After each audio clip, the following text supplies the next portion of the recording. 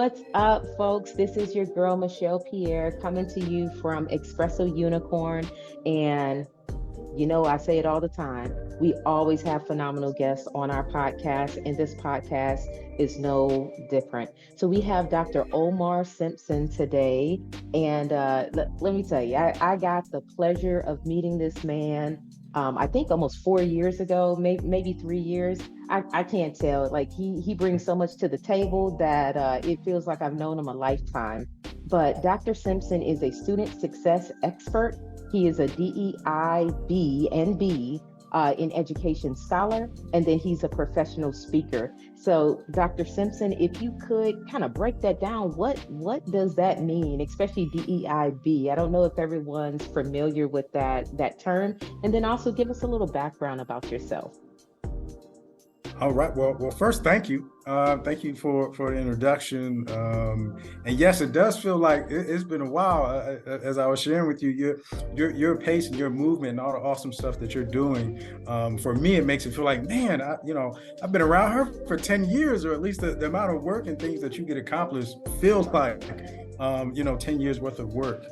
But yeah, thank you for the work that you're doing, even having this platform and bringing the people like myself and others and the messages and amplifying those messages to share with others. So thank you for what you're doing, and thank you for the invitation to be here to share a little bit about who I am and the fun stuff that I get to do. So student success expert, as you mentioned. I've been around education and a part of student success efforts for feels like forever. Since I was a student, I've been literally working around student success initiatives, and I've courses, programs, anything that you can think about that somehow would relate to supporting students, kind of doing work to close, to eliminate the equity gap in education that is sadly exists. Then DEI and B, so diversity, equity, inclusion, and belonging. Doing work in those areas within education, and the two are related from what I just talked about, and that you can't have student success without including or looking through a lens that comes with diversity, equity, inclusion, and belonging for students. So that is really important for me. And professional speaker, for me. It goes hand in hand with teaching. I'm in a classroom. I have, live audiences several days a week. I got to perform. I was talking about, I'm at a conference. I was talking about it earlier today.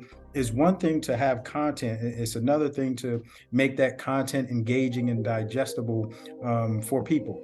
I get to perform, for my students, and to bring information into, just like education. A root of education, or one way that education is looked at, is educo, which means to draw out. So to pull out and draw out all the amazing and good things that students have within them, and to then offer some new content information with that. And then that's when you have the beautiful moments. But those are my titles, my formal titles, just a little bit about the fun stuff that I get to do. Okay, awesome. So before I pull some of that apart, what's your background? What really got you into this space of wanting to work with young people and really help pull them right into this space of success?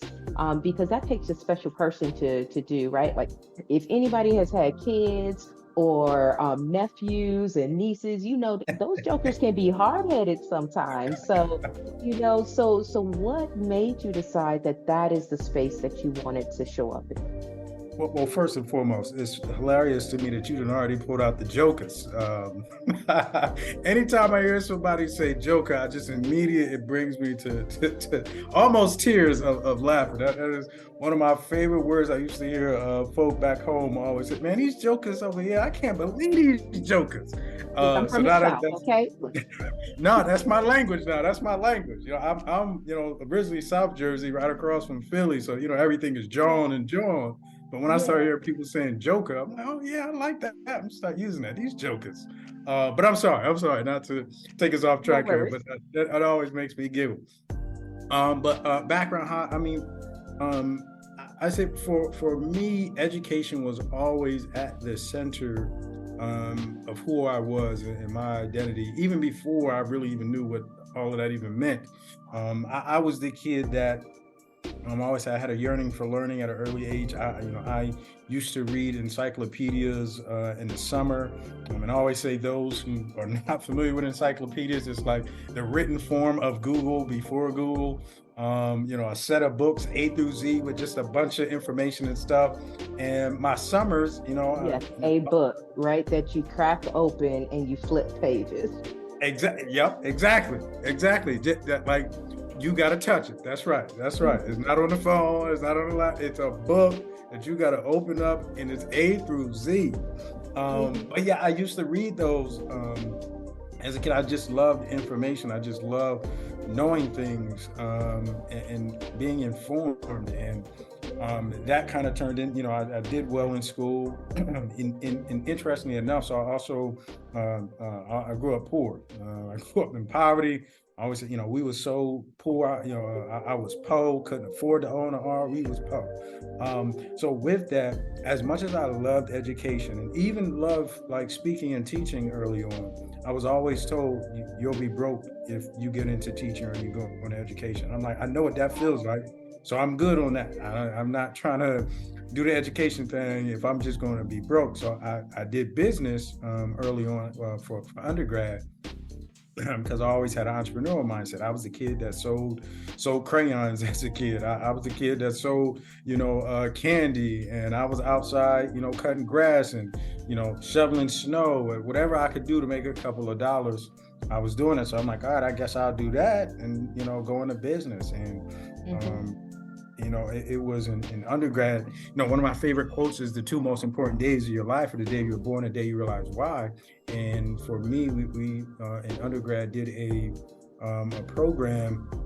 It's called Leadership Development Program for young men in Atlantic County, where we brought in 15 young men on the campus for 5 Saturdays. And each Saturday we would, just talk. We would talk about things that were happening with them in school. We would have different topics, leadership, of course, education, community, so on and so forth, and just engaging with them and learning about their experiences in school and just hearing about some of the struggles. I'm like, oh my gosh, this is where I need to be. I need to be working with young people, like this. And I'm like, I see the issues and I see where I can have an impact and make a difference. And again, tapping into that's always been my love is education, learning, and teaching.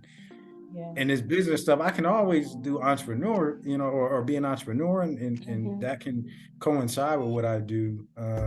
But kind of seeing that, I was like, that's it. I need to be in education and really follow kind of where I am. And then even I had a mentor tell me, he was like, Omar, because I was kind of talking through this, okay, do I make a switch from business and go into education? And, I told him about the financial stuff and, what I've been through and what I didn't want to go through. And he was like, Omar, don't chase the money, let the money chase you. If you truly are great at what you do, you love what you do, and you bring the impact and the value, the money's going to come. Don't worry about that. Like, be where you're supposed to be. And I'm like, all right, I'm sold. I'm sold. Wow.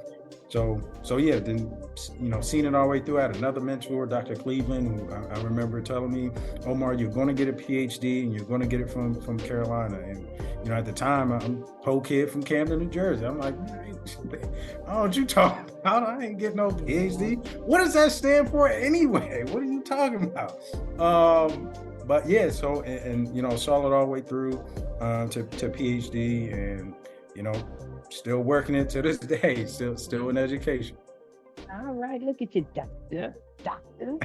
You know, you're the dream, right? You're the dream of a slave, right?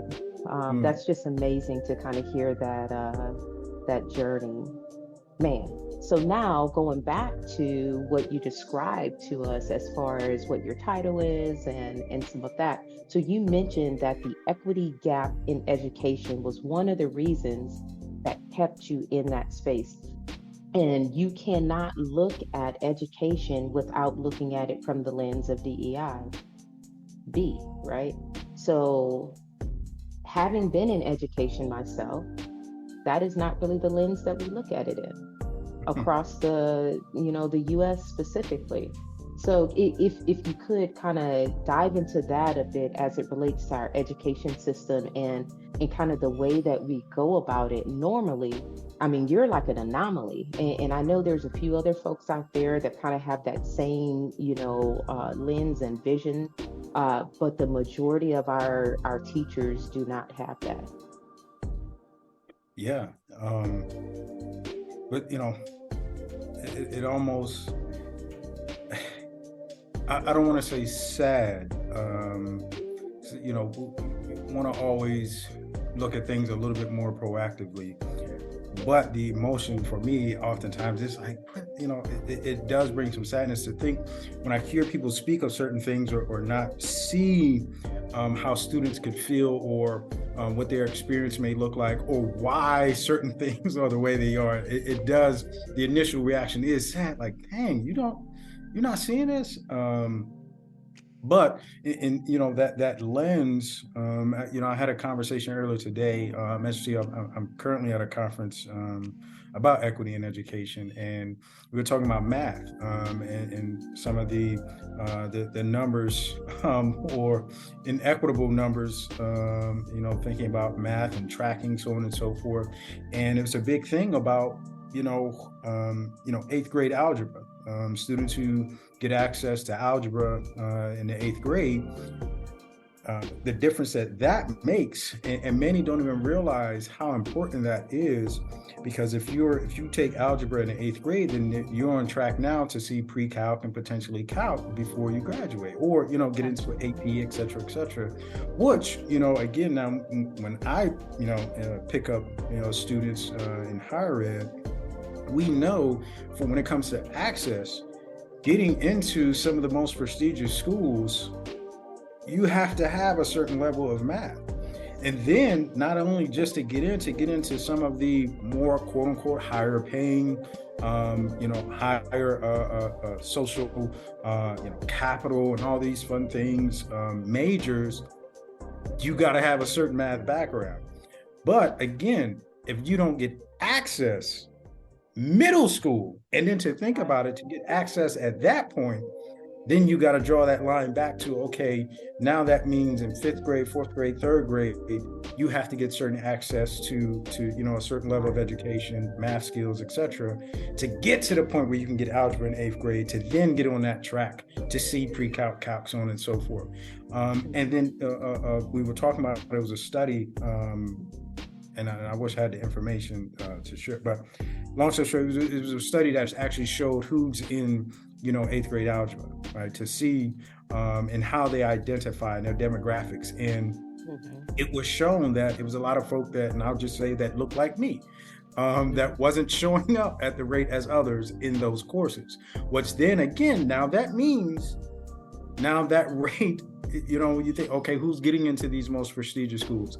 Who's, getting these, engineering major, these, tech, so on and so forth major, where we know, when we think about from an economic standpoint, those are the ones that now are graduating, getting certain opportunities and employment opportunities, so on and so forth. So you trace it all the way back. Okay, if we're seeing inequities here in these structures, like, that's a problem, right? And that's why I say when people don't look at it in that way, or at least understand it. If you're not aware, cool, but at least understand it. It's like, that's sad. And then, a lot of my work then picks up, again, thinking about access to higher ed. And that's why, I kind of pick up on some of those things, seeing who gets access, what does that access look like, and then that transition. Right? I identify as a first generation college student, so a lot of my work has been around, working with first generation college students in that transition, because again, and as an educator, how big that first year is. One, to know you belong in that space is yours, and wherever academically you are, if you start off great, awesome. Right, the classes get a little bit more difficult, so on and so forth, whatever. But if you start off not so well that first year, I mean, that makes the next couple of years of your life so much more difficult to Right. try to get that GPA up. And now again, thinking about opportunities, and not to be long-winded, but from my research, one of the biggest things when we think about student success in education is the high impact experiences, the study abroads, the experiential opportunities, the internships, the research opportunities. But a lot of that stuff is also centered around what is your GPA? So if you start off that first year and the GPA isn't the greatest, whether it be from a lack of awareness of certain hidden curriculum that exist, or maybe help seeking behaviors, or it may be you may not see those in supportive spaces that maybe look like or identify or are welcoming to you. Yeah. All those things will have an impact on not only then just that first year GPA, but then your access to these high impact experiences, Right. what's then impact your access to Mm-hmm. employment opportunities. So again, not to be Yeah. long-winded, there are so many inequities in a lot of these spaces that, for me, I'm like, man, we gotta do some stuff about that. And then the last thing I said, I know with one institution I was at, we actually looked at, okay, these high impact practices. So we know these are the difference makers. Okay, Mm-hmm. what are the numbers look like for those who identify as Black and brown? What do those numbers look like for those who are first generation? What are those numbers like Mm-hmm. for those coming from lower income backgrounds? And it Yeah. was clear those numbers were not the same. There were challenges there. So it's like, okay, well, we need to peel some of that back and make some changes on that. And at least one thing that we did, or at least that I kind of led, was a course that was targeted for lower income, first generation, those from marginalized populations, where we are bringing all these opportunities and these people that make the decisions into the course and giving that information directly to those students, again, to help balance out some of the things that were going on. But again, not to be long-winded, but as you see, the inequities are K-16, and I'm just talking, this is brief, just a couple of quick things, but the inequities exist across the board. And the more that people are aware, or at least have a desire to be aware of these inequities and start peeling those things back and making changes, then we can truly get to student success, which Yeah. where we started. No, that's great. And you said a lot of things within your statement, your comments. And I think you're talking to a few different people, right? You're talking to the educator, that, hey, educators, folks who deal with governance and in structures within schools, that you need to start looking at your DEI. And the next thing it's parents, right? Because some of this too, parents don't realize that, hey, when that questionnaire comes in about should I take this or should I take that, the you need to be taking the most challenging thing, or have your child take the most challenging thing, right, to stretch them. And Mhm. then the other piece is to the child, right, to that young person, that don't shy away from these harder things, whether it's STEM or whether it's history or whatever it is. And got it, you're not going to love everything, right? But what is learning about? Learning is about growing. Learning is not supposed to be just this easy thing that you kind of float through. Now some people will, because they just have that ability, but the majority of us have to work. And it's Mhm. okay to work. It's okay to take some time and crack a book, or crack Daddy Google or Uncle Google, whatever you want to call it, and and learn a few things. And oh, guess what? I'm not talking about TikTok, and I'm not talking about Twitter, right? Like, that is not And watch an it, they'll come official. for you. You better take it easy. Hey, come for me all you want. It's not an official source of education. Bottom line, you know, and it's okay to spend some time with your work, and to move through it. And I know some people are in this space of, oh, there shouldn't be homework. No, there should be a balance of homework versus what you do in the class. Like, if you got students doing 3 and 4 hours of homework every night and they're in middle school, or there's a problem. You know what I mean? Like, Yeah. let's figure that out, because that's what you're doing is turning kids away from school and education as well, and you're just beating them about the head and shoulders. And so again, what that does is cause an access issue, right, and a desirability issue as we move forward and we look at college and what are the courses that they will desire to take versus not take. So all of it comes together. So I appreciate you kind of putting a bow on that and pulling it all together, because that makes sense. And I think it's things that a lot of times just people do not think about in organizations who have been operating in such a way and probably getting the marks that they need, right, that they're required to, and then they don't stretch themselves to do a little bit better, and specifically to focus in on that DEI side of the house. So Mhm. thank you. Yeah. No, well said. Yeah, thank you. Yeah, yeah, no worries. And so, as you say all of that, and I kind of hit on it a little bit as I was just talking, but this is Stress Awareness Month. And so I'd love to hear your thoughts as it relates to education. And all right, so we had some technical issues over here, but we are back and rolling. So I was getting into a question as it relates to the overall statement that you just made, which was beautifully crafted. But as we look at this being Stress Awareness Month, I'd like to connect that to what you've seen in your work in education, right? So, as the student success course and really just being an educator, what makes this an important month to kind of highlight this stress that we see in our kids and kind of how we can mitigate it, from your standpoint? Yeah, and I'm glad that you're highlighting this topic, because it's a very important topic, one that, and especially in the educational space, that is seen a lot. And I don't want to compare, but I would think in educational spaces are like it's one of the spaces where it's seen or manifest the most, because you have students who are dealing with so much pressure, whether it be pressure that they're putting on themselves, pressure that may be coming from family, pressure from peers.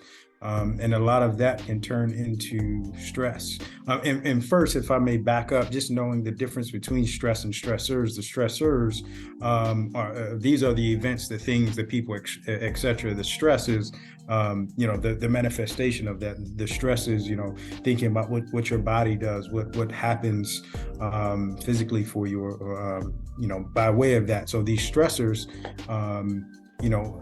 students deal with it all the time, and thinking of the K-12 spaces, and my goodness, when you're dealing with the social media side of the world, and you have different just social challenges with just people being people, which sucks in a lot of spaces. But a lot of that causes stress for a lot of students. And then you add on top of that, some of the circumstances and things that we've talked about.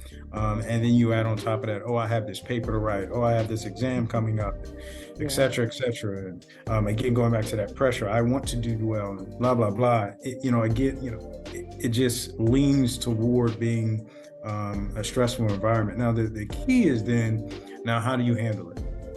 Which is the big thing, which I'm still working through for my own self. Like, how do I Mhm. handle certain stress or stressors, and even trying to mitigate some of the things that I just put on myself. We talk about in my one class the controllables and the uncontrollables. Like, I can control my response to things. I can control things that I'm doing. I can control the amount of expectations or unneeded pressure that I put on myself. I Yeah. can't control the person that cuts me off when I'm driving to work. I can't control the person that goes online and say, man, what did you talking about? Like, man, get on up out of here. I can't control what they do, they say, or anything else, but I can control, myself. And one thing that helps in terms of managing stress is having that space for a response. So because something happens does not mean you have to stress about it or you have to react. You can take some time to actually respond to a situation, and that makes it less stressful. And the main thing that I would say, to be brief, it's really the internal space. Knowing that, look, the world doesn't have to be, or every problem in the world doesn't have to be solved by tomorrow. Every circumstance is going to change by tomorrow. You don't have to be the greatest of all things, right now. Offering some space and grace for ourselves as individuals. And even those who have high expectations, and this is where, I get tripped up personally. Like, give yourself some time, allow yourself to make mistakes, allow yourself to, embrace challenges. And then quickly, just two quick things as far as managing stress that I talk about students. One, being social, and interacting with others is one of the top ways to, just overall have a good life, but to manage stress and to work or to prevent stressful environments. Other thing is being active. Getting out and being active, for me is basketball. For somebody else, it could be running. It could be, whatever it is, just getting active, supports, just preventing and managing stress, especially in educational spaces and environments. Yeah, no, that's good. And it's also recognizing that we have stressors all over the place. And you hit the nail on the head. How do you respond to those stressors? Because it really is a choice. I think when we're a lot younger, we don't think it's a choice. It's like, oh, it's just me.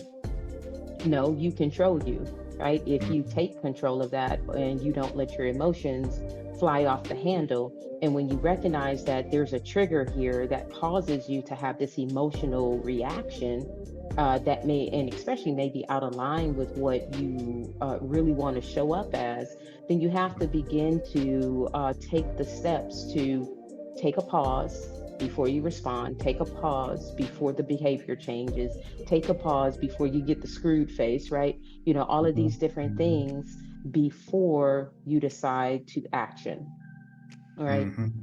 So no, that's good. And then your two things about us being social, right? And then also being active. So what you're talking about are positive coping strategies, and again, that goes back to taking that pause and deciding how you're going to respond. But even more so, what you're talking about is even mitigating it, right? Because when you're social, right, when you're active, a lot of times those things that would stress us to a certain level no longer does that, because we have more control and discipline of ourselves.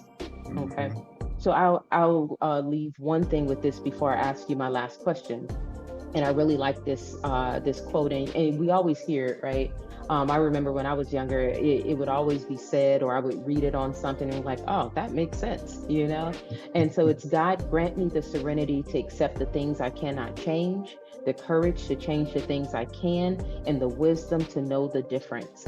And so again, as we're younger, a lot of the times we don't know the difference. And so everything becomes this major catastrophic type event that, oh my gosh, the world is going to end. No, it's not. Lean on your trusted agents, right? Calm yourself, and then execute what you have been taught, right? And I think a lot of that comes in education as we look at how we approach problem sets, whether that's a mathematical problem set, whether that's how do we craft a paper, which is another type of problem set. And if we slowed down and we really thought about that, the stress will still be there, but it will minimize the effects on our body. Yeah. Absolutely. So you have been wonderful. And so I always like to put a bow on my podcast, because I know people pop in and pop out at different times, or don't have the ability to listen to the entire podcast.